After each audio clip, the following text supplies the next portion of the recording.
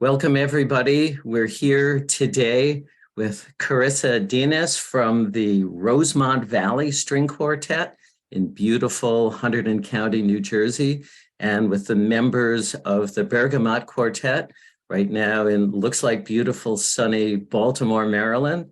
And I'm not in the fall foliage at Princeton University, but I'm in New Jersey as well.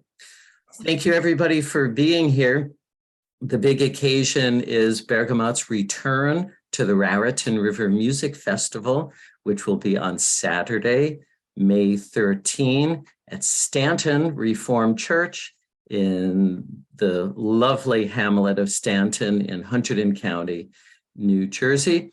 And for more information, you can go to raritanrivermusic.org to find out more about that concert.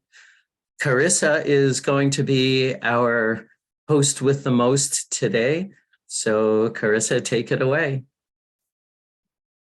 Hi, thanks for having me and thanks for being part of this. So I was first wondering what each of your individual musical backgrounds are and how that kind of filters into your work in the quartet.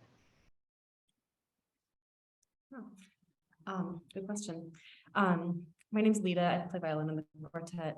I think we've all gotten here via slightly different pathways. I grew up in North Carolina. I studied the Suzuki method as a small child.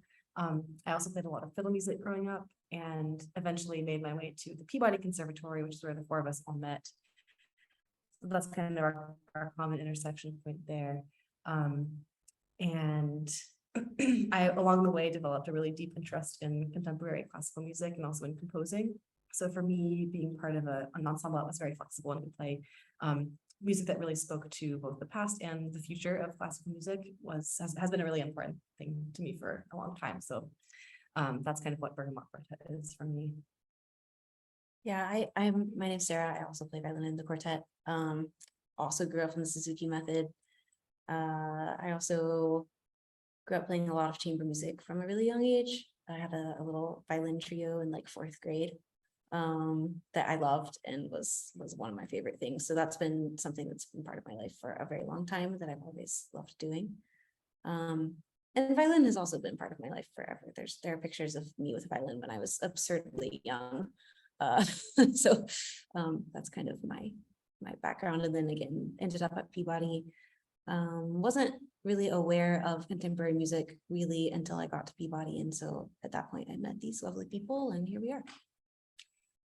My name's Amy. I play the viola with Bergamot and also grew up a little bit with Suzuki on the violin. And in high school, I switched to the viola, and it was there that I also was introduced to new music and classical contemporary music. And I think that's where my interest in it first started. And eventually I made my way to Peabody Conservatory for my master's, which is where I met Bergamot and got the opportunity to make more sounds with them and also commission new works and play a lot more new music, which is super exciting. So yeah.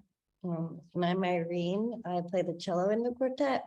I had a very classical conservatory background until I met the Bergamots at Peabody. I started cello in France. I think I knew about contemporary music, but I only kind of thought that there were the three famous contemporary composers that were already dead. That was new music. And then so now I know. No, that's really interesting. It feels like such a similarity, commonality between all of you, having this really intense classical background and then learning more about contemporary music. So I was wondering, what is it about contemporary music? Where do you find parallels with Western classical music? And what is that like being able to really champion new music? Can you repeat the question? Sorry, you kind of froze midway through. Oh, sorry. I heard all of it. Yeah, I was mostly just wondering what kind of commonalities do you find between traditional Western classical quartet music and contemporary music? Mm-hmm. It's a great question. I think for me, and sorry if it's our internet, I don't know, let me know if you can't hear us, but I think for me, there are so many commonalities. Something we talk about a lot is the string quartet tradition is a very old ensemble tradition at this point, and there's been great string quartet music consistently for hundreds of years, which is so cool to see. And it's amazing to get to see those the roots of that music in things that are being written today. That can look a lot of different ways. It can be the form, it can be the tonality, it can be the practice of trying to find what new sounds are in the string quartet, because you saw people doing that also 200 years ago. It was like, okay, what new direction can I take this in from what Papa Haydn did, right? Like, so that even just that tradition of kind of pushing those boundaries and seeing what textures and sounds and worlds can we create with these four instruments. It made sound super different from what we've heard before, but I feel like even that tradition of finding those new things is part of that history as well. So those are a few things. Please, add to this. I think for me, like something really fascinating about the string quartet, since the beginning, it's just like the four voices interacting, right? Like we all play, most of us play different instruments in a string quartet, the two violins, a viola, and a cello. And I think it's so interesting that like at the beginning of at the beginning of the formation of the string quartet, it was always the first violin who had the melody, and like all the instruments kind of had like very codified like rules that formed the music. And I think that's really being pushed nowadays in terms of like the different roles that the instruments can take in music that's being written nowadays. So oftentimes you'll hear a lot of like even the second violin that may be at the top of the register, or the viola having like many solos, which didn't really happen in the past. And now we get to like trade those roles around, which I think is super fun and like makes the music more interesting for both like the ensemble that's like finding ways of like featuring these different voices, and also the composers that are like coming up with new ways of using different roles in the instrumentation. Yeah, I'm also enjoying through our repertoire, discovering like new timbres and using the instrument in a different way that I think is very interesting compared to the repertoire of traditional string quartet music, and kind of making that sound world more common and just kind of making our own ways of like learning how to make it together. Yeah, no, that's really interesting to me, especially coming from a viola background where a lot of times it's just doing the Haydn, like chugging on like quarter notes. Yeah. So I was wondering a little more. Yep. What kind of repertoire have you guys been working on like recently? Oh my gosh, that's an insane range. We've been joking lately about how every week and sometimes every day feels like this different, like alternate dimension. The multiverse is real. We've been asked to put together a really diverse array of programs in the last couple of months, and now we're kind of starting to synthesize that into our own programs, which will be exhibited on May 13th, I think. But for example, we just performed a work at Cornell University of all music by Persian composers, which was really fun. We really fell in love with a lot of those pieces and have been programming them elsewhere. We have been working more kind of in fiddle traditions. This will be showcased on May 13th, playing some works that interact with fiddle traditions in various ways. We've been working with a woman who is a fiddler herself, and that's her primary musical outlet is old time tunes, but she composed a concert piece for string quartet that really uses that musical language. So that's been really cool. There's a few other pieces on that program that kind of come out of the fiddle tradition. A lot of different kinds of just more contemporary classical sounds too, both things that are very atonal and experimental and crazy, and things that are very tonal and are using the instruments in a more traditional way. But we really liked all of those things equally. And something else for me that has been cropping up in our career a lot lately is kind of going back to your previous question a little bit too. I think more and more people are starting to think of the string quartet as kind of one mega instrument that can be used in a lot of different settings. So we've done a lot of recordings in a wide variety of genres, like on people's albums and stuff like that lately, where someone, you know, a pop musician or a jazz musician might say, I want the sound of the string quartet for my album, which really like exponentially increases our flexibility as an ensemble when we are making ourselves, our skills as a quartet available to other musicians to compose for, kind of as an instrument that's part of another larger ensemble. So that's been really fun to explore. It was Angela. Maybe we should have faced that. Whoops. Yeah, sorry. It's fine. It gives you a halo so that we know how angelic the music is.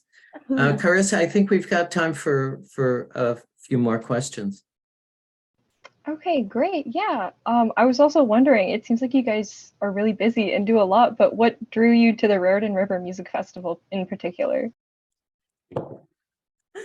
Well, sorry, we were lucky enough to know Michael from last year. We played at Raritan River Festival and teaches at our old school, Manus and Princeton, where we've worked some. So there are a lot of connections there. We loved getting to play there. Last year was such a lovely audience and location, and it's really fun to get to share some of the music that we're excited about there. And this year we were really looking forward to getting to collaborate together with your duo, Michael, and that the piece that we're playing also gave us kind of a chance to, as Lita was talking about, program around these fiddle traditions that we've really been able to dive into this season. And so like timing wise, that worked out so nicely because that's a headspace that we were already wanting to be in. And so lots of great things there. Yeah, we've felt very well taken care of. Oh, I'm sorry. I was just going to say, Laura is going to do an interview with Dan Truman, who's the composer and chair of the music department at Princeton. Laura's been the guitar teacher there for 40 years. Wow. And I've been guitar teacher at Manus for 43 years. So that whole Manus, Princeton, now Bergamot connection is a really great one. And for people who are trying to think, well, how do they put this all together? The guitar duos in New Jersey, the quartets touring all over. We have a 3-hour rehearsal scheduled in New York next Wednesday. And that's when all the magic will happen for this piece, Laments and Dances by Arnold Black. Really beautiful piece. Okay, back to Carissa. So going along with that, I was also wondering just like, what is the average day for you guys like? Is it always different? And like, what are rehearsals like too? Every day is very different for us, but I think our rehearsals, like at this point, we've been rehearsing together regularly for almost 5 years. And we've developed a pretty efficient system for rehearsing. We often start with a warm-up, which is usually a Bach chorale. It feels nice. It kind of gets us into a collective headspace. Often we're, as noted earlier, we're often kind of learning so many different pieces at once that we will touch on several pieces for shorter periods of time during the course of a 2 or 3 or 4 hour rehearsal. If we're lucky, we have a few hours to devote to just 1 or 2 pieces and we can really get deep into them. We can do spot work, we can run larger sections of the piece, we can run the whole piece. And just have conversations about what kind of music we want to make with a particular piece. There's always snacks involved. That's really important. Snacks are an integral part of our day-to-day life. I don't think we'd be here if it wasn't for snacks. You're just here for the snack. We're really just Most of the time we start on time. yeah. That's kind of like what our day-to-day looks like together, but there are also so many days that we're rehearsing with other people, whether that's with composers or other performers for works that are like string quartet plus more instruments, or if it's a recording session or, so there, every once in a while, there's a week that we're just rehearsing together, but it's not all that often. Usually there's also something that we're, other than performances, that we're also collaborating with other people, which is really important to us as an ensemble. And I think our just like musical excitement and engagement is always fueled by getting to work with a lot of different people as well. We're based in New York City and we're often all over the city in a given week. Or day. Or day. Hey, everyone, I know that Carissa probably has another 40 or 50 questions, and I would love to spend hours more with you all, but I know you have a rehearsal and a sound check and a concert, and I promised we would let you go. But I did just want to thank you all for coming today, and of course, thank Carissa. I didn't mention earlier, that group that she's with, the Rosemont Valley String Quartet, grew out of a program in Hunterdon County, New Jersey, the Saturday Strings program from Hunterdon Musical Arts. And this high school group that's all seniors was so inspired by coming to your concert last year and hearing you in action. So we'll look for the opportunities to hear them as well in the not too distant future. We would love that. Yeah. Excited to hear more from you guys. Thanks. And thanks for having me and letting me interview you guys. It was really awesome. Yeah, I think we got a new career for you to go along with your viola playing too. Yay. Thanks, everybody. Have a great day. See you at the show. Thank you. May 15th? Yes. I just forgot it was already May 1st.